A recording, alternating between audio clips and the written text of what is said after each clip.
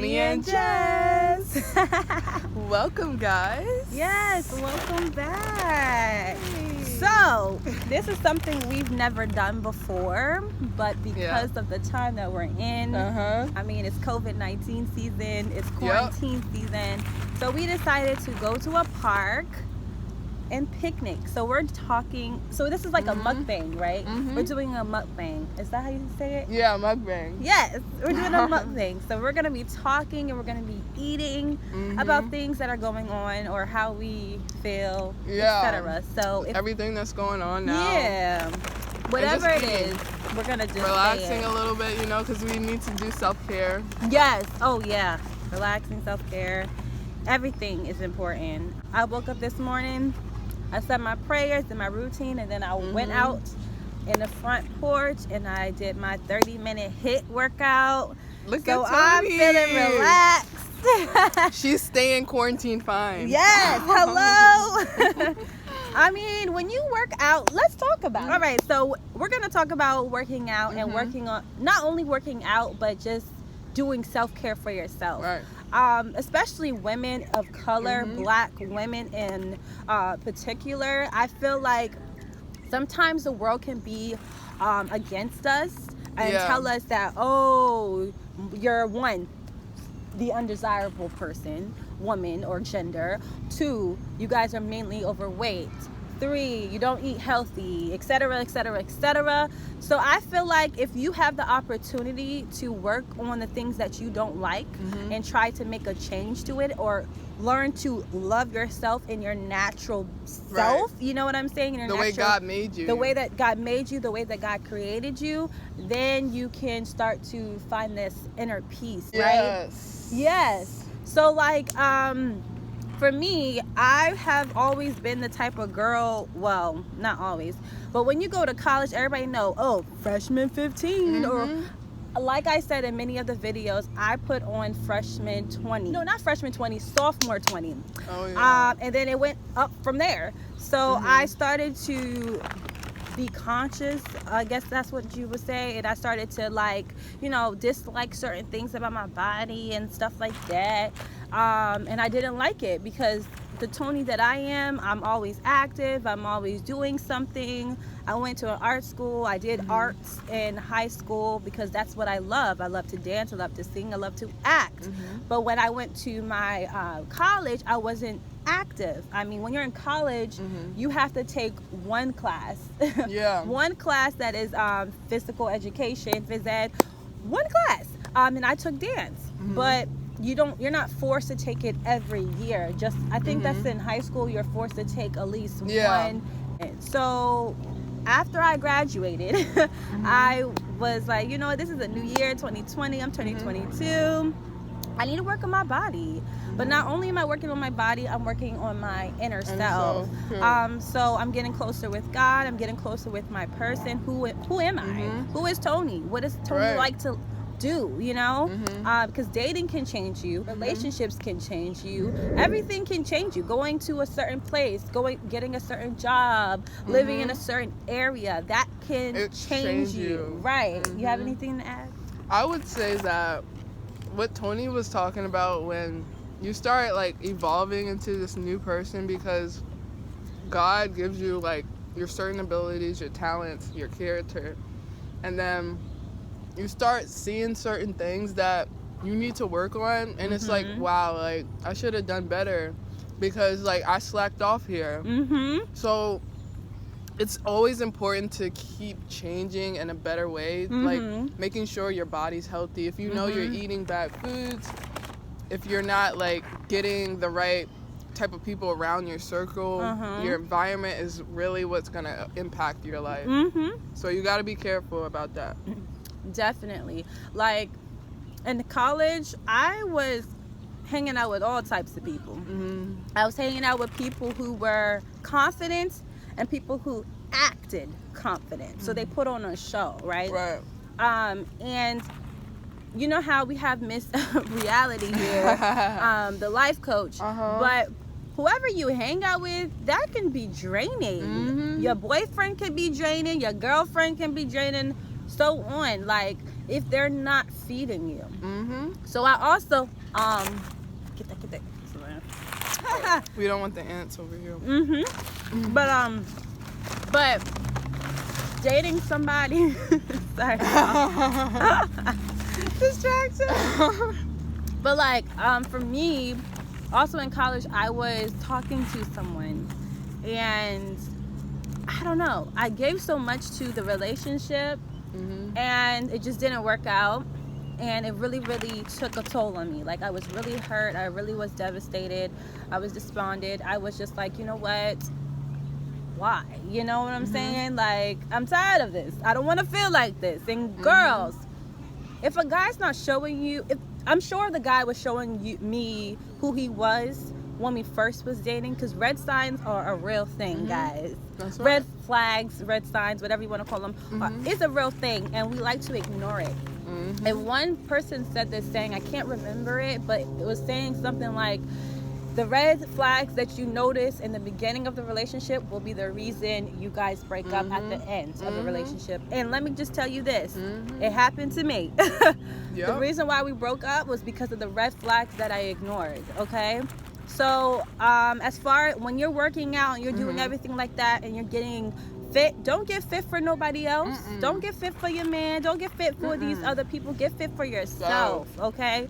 And that's what I had to learn for myself, because many people are like, oh, ooh, I noticed this weight loss, you know, blah blah blah. Okay, but it's not for you, okay? It's really not for you. It's for myself, and I feel lighter. I feel happier. I feel euphoric. I'm living. She's living her own life, okay? Yeah. Like, people will say, oh my God, she looks so good now. Like, she glowed up.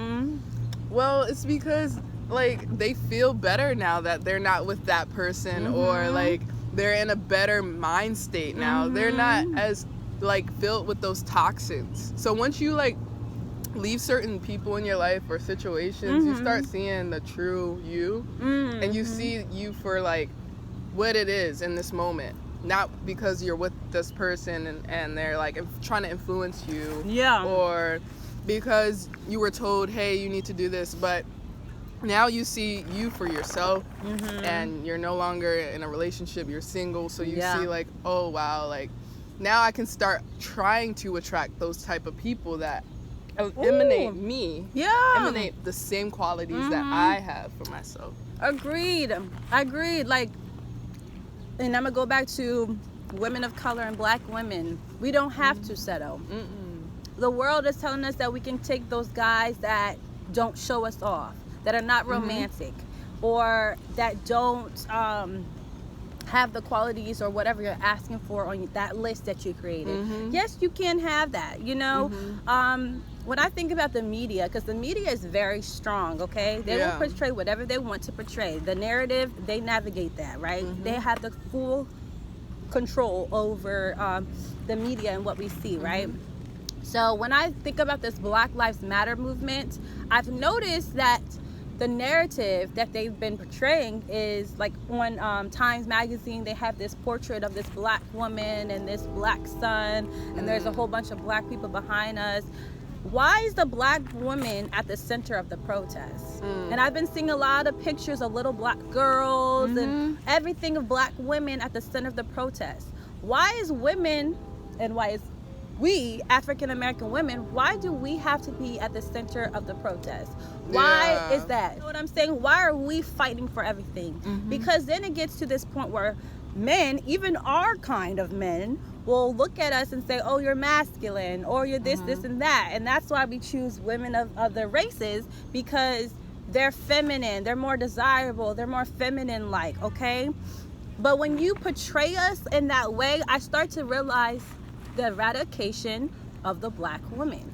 I start to notice that they're trying to destroy the black woman. The black woman trope, the strong black women this, that, the da. And it starts to hinder us, because when you think about in your doula, and when you think about black women and how hard it is for them to have a baby, and alert Bring their doctors. a black child in the world. Yeah, it's hard. And because they think black women are so strong. The narrative is that black women are so strong, so you don't need this medicine, or you don't need, you're over exaggerating, or that happens. Serena Williams told y'all this. Beyonce told y'all this. This is what occurred. This is what happened to them. Yep. And when you do these things and you pick this narrative that, black women are so strong, which there's nothing wrong with saying that we are strong, because we are strong. We're resilient. We're beautiful. But we're more than just strong. You know what I'm saying? You can be strong and sexy. You can be strong and feminine. You can be strong and desirable. You know what I'm saying? Not just strong, not just masculine, because when you see a person who is dark skinned in this world, in this nation, that is a threat. Okay? That is a threat. So when you put that on a black woman and you see a dark-skinned black woman, some people are going to connotate dark skin to masculine, because when you see a black man who's dark, the media portrays them as strong and man of the house, everything. But when they portray, like, versus Meek Mill versus Drake, kind of Drake is considered as soft and everything like that, and he happens to be light skinned. And Meek Mill is considered rough and tough and everything like that. That happens in the women, with women. The desirables, the feminine people, are the women who are of lighter who have lighter complexion. That's the bone that I want to pick, because I'm tired of it. Like, I'm tired of the media portraying us women, and especially dark women, this way. What do you think, Jess? I see that a lot too, especially because whenever you look on social media, like, I know there's an algorithm set, but at the same time, it's like, why am I getting certain feeds, like certain recommended videos to me? Yeah. Do they know, like, I'm a black woman, age 22, who lives in this area? And it's like, things in 2020 like has happened so quickly that a lot of people are like starting to wake up, and some people still aren't. But they're targeting like us if we know it, regardless. Like they track us on phones, and like they know like their habits. Like, I've been really studying how like human nature is, and like also like racial stuff, because that's another thing that, as Toni said, the media will try to portray as the black woman is literally being threatened because of the situation. Like, we're put on the front lines of the protest, and they're looking at us as, oh my gosh, like, the black woman's doing this and that, and she's so strong, but we take the biggest hit because of this. Yes, we do. Our counterpart is supposed to be the black man, but then to see him be brutally killed in front of us, like that George Floyd. That emasculates. And then it's like, why do we have to go through this? Why are they keep pushing this image upon us? And it's because they see us as like the last standing of the black householder. Because it's like, wow, if we don't have the black man next to us, then who do we go to? Like, we have God, but then it's like, we always have God. But it's like, man, like, we need also the validation that we're here as a family. Like, I'm a big that we're person. Protected, that we're protected. And like the family household structure has to be strong for that protection to happen.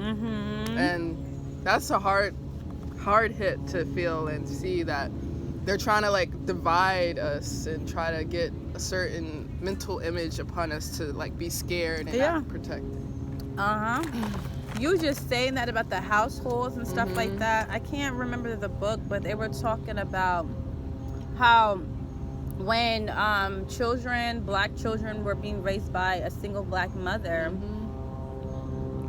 it was very hard, for the children to go out and develop into whoever they're going to become, right?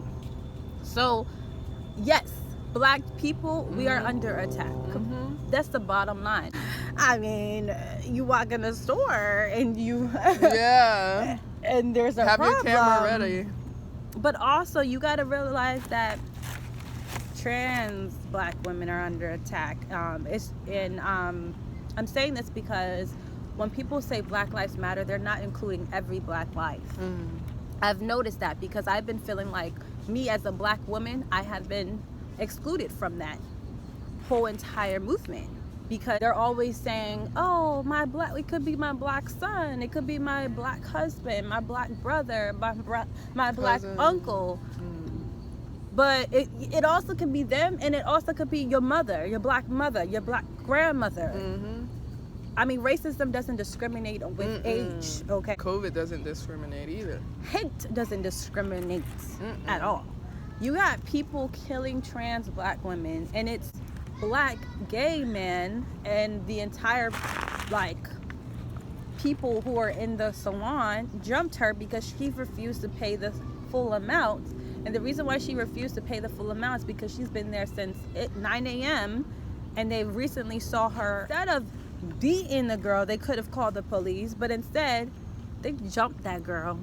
They knocked her out. They were laughing, and even black women within the entire hair salon were cheering that man on, talking about her image and stuff like that. We have to love on each other. We have to. Self-hate is real.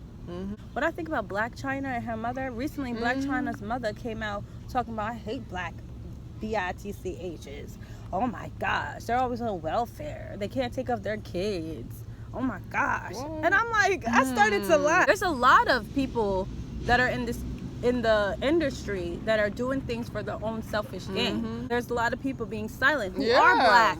Right. Who are black because they're like, oh, well, if I stay silent, then I won't be discriminated against. They can't stop my bag. Because their thing is, I'm building generational wealth for my family. And that's the thing right now, and that's the problem. It's not only about your family, it's about all black families. You know what I'm saying?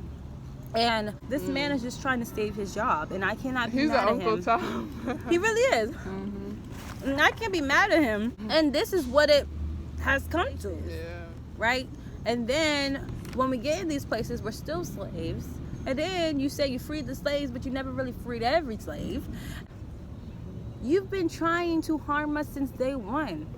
The laws, the system, it wasn't created for us. Yeah. So we have to start, even like amongst counterparts who aren't the same color of you. Like, I try to challenge them to talk about these issues because ignorance, like they say, people are ignorant because they choose to not open their mind to being educated. They don't open their mind to know, hey, this is really happening. Like, you either accept it or you don't. And if you don't, you're ignorant. That's real as it gets. It's sad to see some people just not understanding certain concepts of, like, no, racism is definitely something that you can either not know you're doing, or if you're doing it, like, you're obviously doing it because you choose to be a racist. Some people who are like white and they're like, so I'm not sure, like, why are people like so, like, I mean, like, they'll say all lives matter, and then it's just like, you just don't understand how much pain we have to go through as people of color. And I see that they never had to experience that in their lives. Yeah. So that's why they don't understand where we're coming from. And then when you talk to them, they can't show empathy. They can't empathize because they have nothing to empathize with. They never had to. They never had to deal with certain stuff that we had to go through. And it's like, if you can't understand other people's pain and struggle, that I can't even get a good conversation to explain certain things to you. It's like, at that point, it's like not even worth talking about, because you choose not to see the reality of what's happening in this world. We say all this to say this is the things that we're thinking about. It's our own opinion, so, you know, you can have whatever feelings towards us if you want, but this is what we've been noticing, and we want to call it out, and we want to talk about it. If you like this video, you know what to do. Please like, comment, subscribe, and share. Okay, cool. All right. See y'all. Bye.